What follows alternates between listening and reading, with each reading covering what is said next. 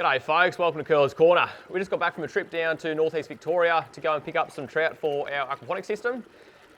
Went down and checked out some snow and stuff at the same time and figured I may as well bring you guys along for the journey.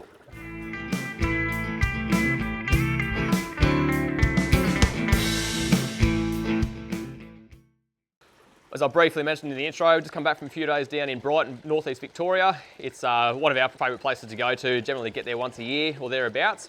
Although last time we went back in January this year and it was busy as, it was absolutely packed. So yeah, this time around it was quite nice, quite quiet, going mid-season and also going in the school term.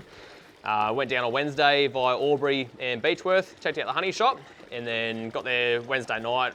Thursday we went up the snow, checked out a bit of the white stuff up at Dingo Dell, which is sort of halfway up Mount Buffalo. And there was quite a big snowfall on Wednesday. Left us with quite a nice day up there on Thursday, had a bit of a play, and might have had one or two little stacks and some snow cones while we're up there as well.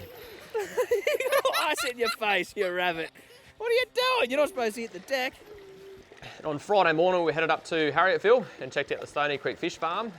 Again, go up there about once a year, although we normally try to get up there about March, which is peak season for fingerlings. A little bit later this time around, we're in June, but obviously sort of held up with getting the system built before we can put any fish in it. So after having a bit of a look around the farm, we went up to the tank shed where they've got the fingerlings growing for sale. I've been there normally back in about March, early April, and they've got the full selection.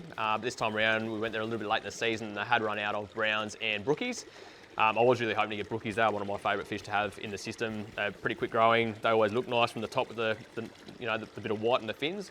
But what we ended up with was 10 rainbows, 10 tigers and 5 goldies. Pretty happy with that. The tigers are quite a nice looking fish. The rainbows look quite dark from the top, and then obviously the goldies are nice for the kids. They're quite easy to see swimming around. So pretty happy with that. Got the fish in their little transport box and brought them back home. So before putting our fish in, I took off the top a little bit of our standpipe just to lower the height in this tank. And then I've also opened up the taps just so that we've got a bit of a higher flow rate in through here. Hoping it's going to be able to turn over roughly 3 times an hour or thereabouts, just to make sure we get rid of all those solids. I also checked the temperature in our tank. It has been sitting around 6 or 7 degrees the last almost a month or so. And yeah, it's still sitting about 6 degrees now. The water that the fish came from at Stony Creek was about 4 degrees. And I didn't check the pH. I didn't ask him about the pH over there, but I did check the pH in the transport tank that I had the fish in, and it was sitting about 7.2. And our system here is sitting at around 7.6, 7.8. It's been a bit of a struggle over the last month or two for me to bring it down from sort of the mid-8s.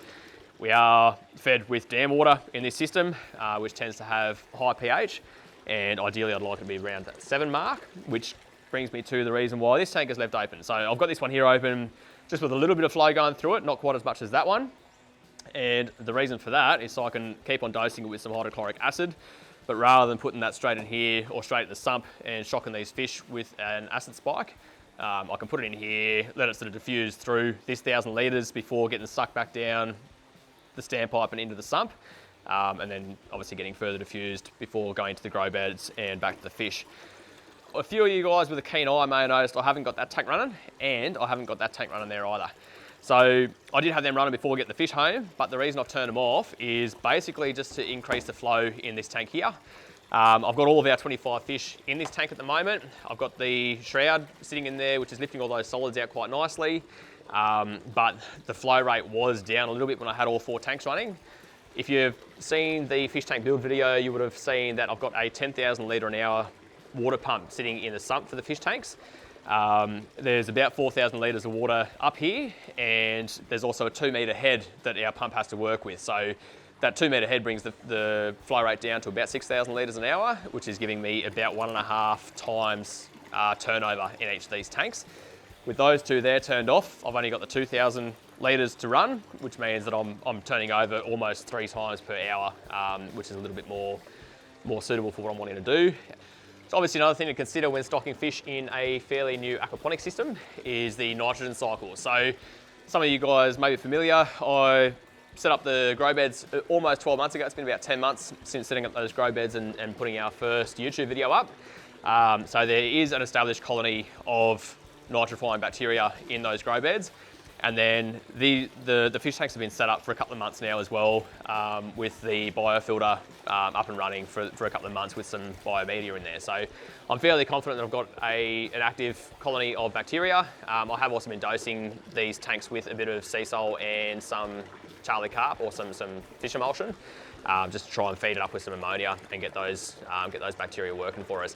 So again, so far we haven't had any casualties, and especially seeing as though we've got high pH, which can compound the ammonia toxicity. Yeah, I think we've sort of dodged a bit of a bullet there, and I'm still going to bring down that pH as we go over the next couple of weeks.